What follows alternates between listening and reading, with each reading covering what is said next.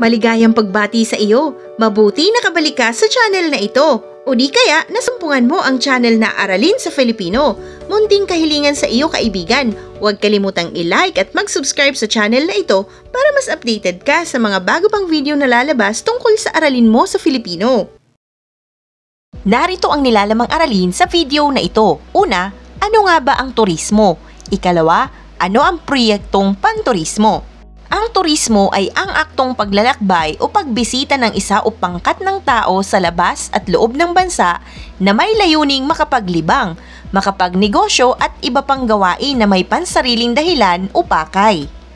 Turista naman ang tawag sa sino mang manlalakbay sa ibang bansa. Ano naman kaya ang programang panturismo? Ito ay isang proyekto na may layuning makapaghikayat ng mga turista na magtungo sa isang partikular na bansa sa mas madaling paraan upang mapuntahan ang mga destinasyon na nais puntahan. Ano naman kaya ang proyektong panturismo? Ang mga salitang ginagamit sa proyektong panturismo ay nagbibigay ng kaaya-aya sa mga turista.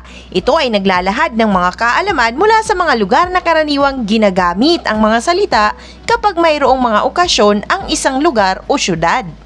Nakatutulong rin ang maayos na paghahanay ng mga salita sa paggawa ng proyektong panturismo upang mabigyan diin ang mensaheng nais ipabatid nito. Kailangan rin ang kaalaman sa paggamit ng wasto, malinaw at angkop na salita. Sa ganitong paraan, maraming turista ang mahihikayat na bumisita sa ating bansa, kaya't ating pahalagahan ang mayaman at natural na ganda ng ating kalikasan na biyayang ipinagkakaloob ng may kapal.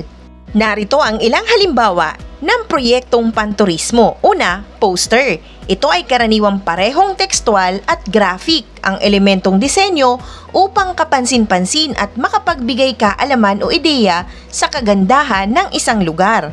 Ikalawa, ang travel brochure. Dinisenyo upang maging gabay sa paglalakbay at magkaroon ng ideya sa pook na pupuntahan. Ikatlo, vlog. Nakalagay dito kung ano ang mahalagang impormasyong nais mong ibahagi sa iba. At ang ikaapat, ang audiovisual presentation. Ito yung mga video, dokumentaryo at presentasyon na nagpapakilala sa gandang taglay ng isang lugar upang bisitahin. Isang aralin na naman ang natapos natin. Maraming salamat muli sa iyong panunood sa channel na Aralin sa Filipino. Huwag kalimutang i-like at mag-subscribe. I-share na rin.